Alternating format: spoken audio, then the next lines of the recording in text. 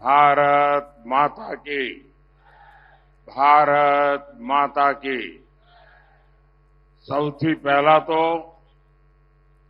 સુરેન્દ્રનગરમાં સભા હોય અને આટલી મોટી સંખ્યામાં માતાઓ બહેનો હોય એ જ મોટી ઘટના છે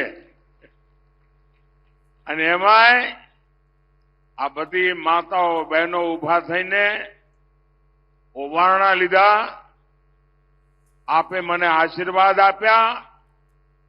હું સૌ માતા બહેનોનો માથું નમાવીને આભાર માનું છું।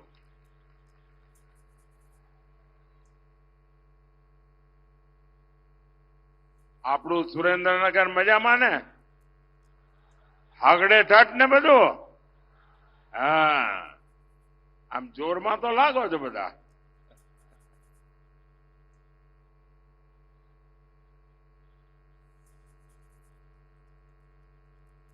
સાથે સાથે કરીને મને તો દિલ્હી મોકલી દીધો।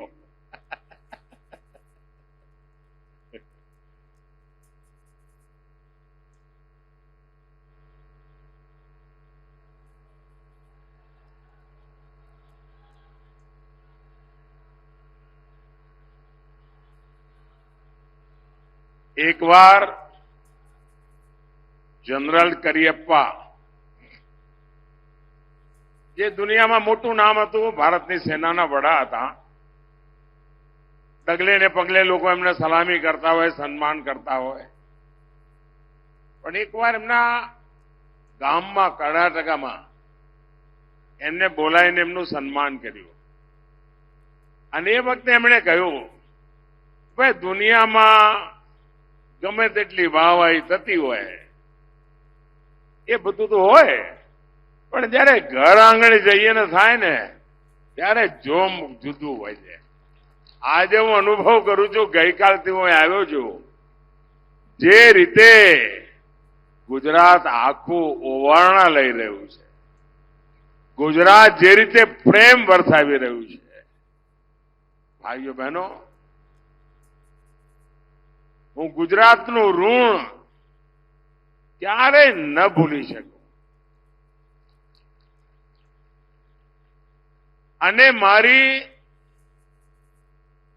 શાસકીય કાર્યવાહી કારકિર્દી જે છે એ સૌરાષ્ટ્રથી શરૂ થઈ। મને પહેલી વાર એમએલએ સૌરાષ્ટ્રે બનાવ્યો અને આ ગુજરાતે મને એવું પાકું ઘડતર કર્યું છે ને સાહેબ, તમે ટપલા મારીને ક્યાંય કાચો પડું છું? બોલો, ક્યાંય કાચો પડ્યો છું? ક્યાંય ઊણો ઉતર્યો છું? તમારું માથું ઊંચું ન થાય એવું કર્યું છે કે નથી કર્યું? છાતી તમારી 56 ની થાય એમ કર્યું છે કે નથી કર્યું? પણ એનું કારણ મોદી નથી હો, એનું કારણ તમારા આશીર્વાદ છે, એનું કારણ તમારા પ્રેમ છે। અને ભાઈઓ બહેનો, આપણે નાનું વિચારતા નથી, નાનું કરતા નથી। સ્ટેચ્યુ બનાવ્યું તો દુનિયાનું મોટામાં મોટું, સ્ટેડિયમ બનાવ્યું તો દુનિયામાં મોટામાં મોટું, એટલે કાચું કઈ કરવાનું જ નહીં। અને હવે 25 વર્ષનું લક્ષ્ય લઈને આપણે નીકળ્યા છીએ અને વિકસિત ભારત, જ્યારે ભારતની આઝાદીના 100 વર્ષ થાય ત્યારે હિન્દુસ્તાન દુનિયામાં વિકસિત દેશ હોય અને દુનિયામાં ભારત વિકસિત દેશ હોય એનો અર્થ કે આપણા ગુજરાતે તો 5 વર્ષ વહેલા વિકસિત થવું પડે ભાઈ। એટલે ભૂપેન્દ્રભાઈના નેતૃત્વમાં આપણે તેજ ગતિથી વિકસિત ગુજરાત, વિકસિત ભારત માટે બનાવવું છે અને એના માટે ચાહે દિલ્હી હોય કે ગાંધીનગર, આપણે સાથે મળીને 140 કરોડ દેશવાસીઓના સપના પૂરા કરવા છે। પણ એના માટે તમારે મોદીને કાયમ મજબૂત કરવો જ પડે હો. ખરું કે નહીં? પેલી દીકરી ફોટો લઈને આવી બેઠા બેઠા થાકી જઈ. મેં જોઈ લીધો. હા, શાબાશ. શાંતિથી સાંભળ બેટા, આપણા ઘરની જ વાત છે.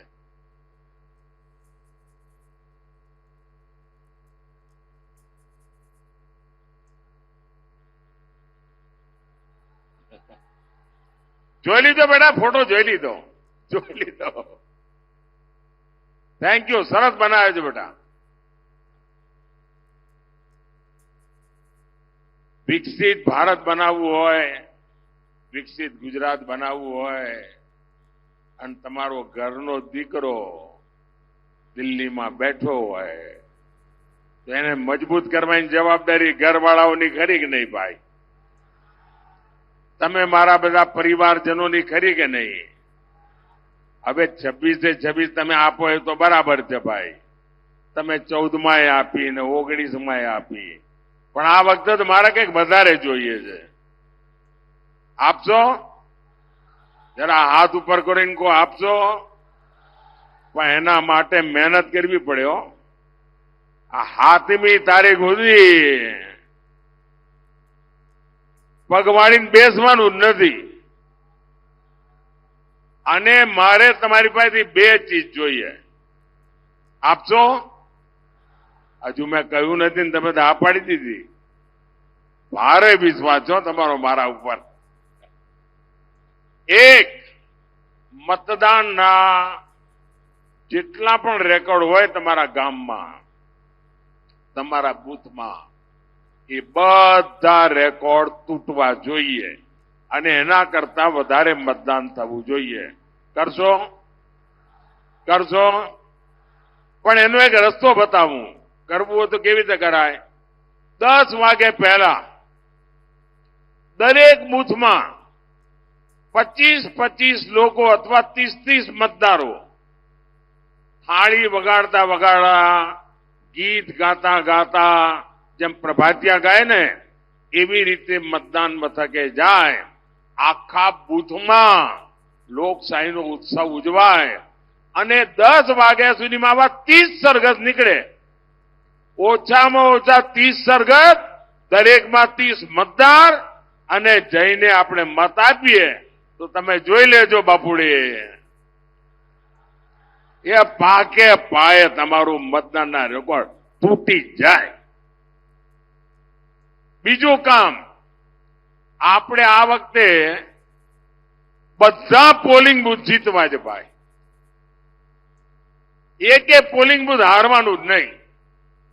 એકે પોલિંગ બૂથમાં ભાજપનો ઝંડો ઝૂકવા ના જોઈએ. મંજૂર? કરશો બધા? હોય 100%? આમ તો મને ગુજરાત ઉપર એવો ભરોસો ભાઈ, એ પાછી પાની કરે જ નહીં. साथियों, जब मैं गुजरात में था, आपकी सेवा में जुटा था, तब हमेशा आपके पास आकर के मैं गुजरात में क्या कर रहा हूं, सरकार क्या काम कर रही है, कैसे कर रही है, उसका रिपोर्ट कार्ड मैं हमेशा देता था. और वो आदत अभी भी गई नहीं है. और आज आपका ये बेटा, गुजरात का संतान, आपका सामने अपना 10 साल का रिपोर्ट कार्ड देने के लिए गुजरात आया है.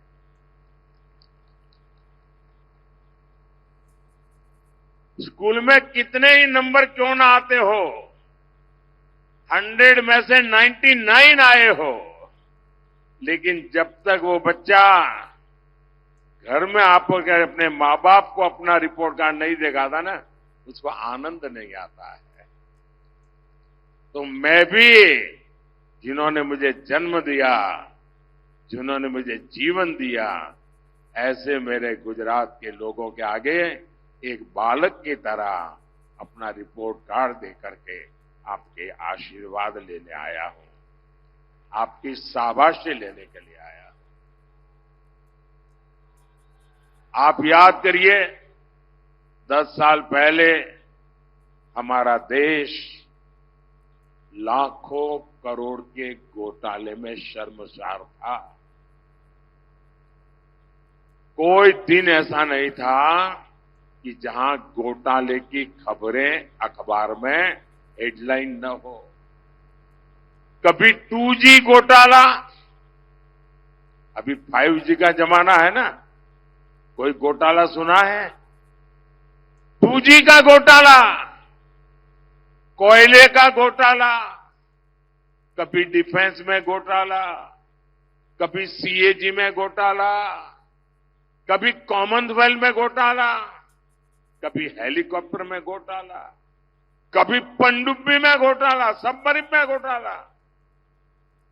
कांग्रेस ने जल, थल, नभ, धरती से लेकर समंदर से लेकर के आसमान तक हजारों लाखों करोड़ रुपयों के घोटाले घोटाले घोटाले करके रखे थे। ऐसी विकट परिस्थिति में आपने मुझे वहां भेजा। आप मुझे बताइए, आपके इस बेटे के लिए आपको गर्व होता हो कि नहीं? 10 साल में एक भी घोटाले की खबर सुनी है क्या? एक भी घोटाले की खबर सुनी है क्या? जरा आप लोग जवाब देंगे तो मुझे पता चलेगा कि मेरे परिवारजनों को एक भी घोटाले की खबर सुनी है क्या? मोदी पर एक भी घोटाला चिपका है क्या? ये आपके बेटे का रिपोर्ट कार्ड सुनकर के आपको गर्व होता है कि नहीं होता है? जरा पूरी ताकत से मुझे आशीर्वाद चाहिए। आपको गर्व होता है कि नहीं होता है? आपको गर्व होता है कि नहीं होता है? साथियों, 10 साल पहले देश की सरकार से गरीब का भरोसा उठ गया था। कांग्रेस सरकार खुद को माई बाप समझती थी, उसी के भरोसे जीना, और कांग्रेस को गरीब को तरसा तरसा कर मूलभूत सुविधाएं देना, कभी वंचित रखना, कभी लटका के रखना, किसी के सामने किसी दूसरे को दे देना, उनको उसी में आनंद आता था। गरीब को लगता था ये सरकार हमारे लिए है ही नहीं। आज देखिए, गरीब आज खुद आगे बढ़कर के इस बेटे पर प्रेम लुटा रहा। पहनने के लिए पूरे कपड़े न हो, 80-90 साल की आयु हो, वो मां जब कहती है कि दिल्ली में मेरा बेटा, दिल्ली में मेरा बेटा बैठा है, मुझे खाने के लिए वो भेजता है, तो बेटे को संतोष होता है कि नहीं होता है? जब गरीब का पेट भरता है तो आपके इस बेटे पर आपको गर्व होगा कि नहीं होगा? साथियों, आज सरकार उनकी चिंता करती, माताएं, बहनें, बेटियां अपना आशीर्वाद देते हुए थकती नहीं है। आपको हमेशा हमेशा गर्व होगा आपके बेटे के इस काम पर। साथियों, 10 साल पहले पूरी दुनिया भारत को बोझ समझती थी, कहती थी भारत खुद भी डूबेगा और हमें भी ले डूबेगा। कोई कहता था ये तो कंगाल देश है, ये तो कमजोर देश है, और पड़ोसी आए दिन बम धमाके करते थे, निर्दोष लोगों को मौत के घाट उतारते थे। दुनिया की बड़ी बड़ी कंपनियां भारत में आने का नाम तक नहीं लेती थी, और आज क्या स्थिति है? आज दुनिया में भारत का डंका बज रहा है कि नहीं बज रहा है? मैं आपसे बात करना चाहता हूं भाई। मैं जानता हूं मैं हिंदी बोल रहा हूं, मुझे गुजराती बोलना चाहिए, लेकिन ये टीवी वाले चाहते हैं कि कुछ हमारी रोजी रोटी का भी ख्याल रखो।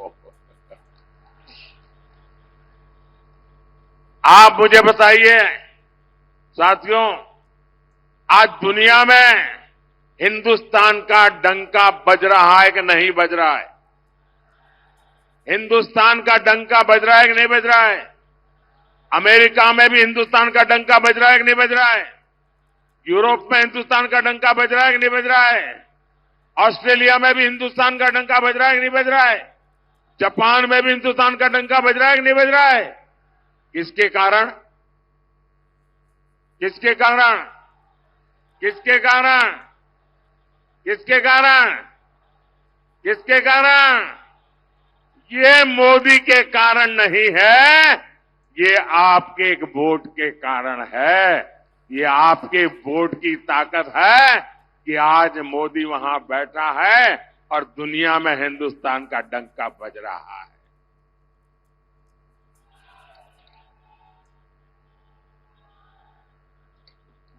आज बड़ी बड़ी कंपनियां भारत में आने के लिए उनके बीच में होड़ मची हुई है, स्पर्धा चल रही है। भारत आज आत्मनिर्भर बन रहा है। भारत आज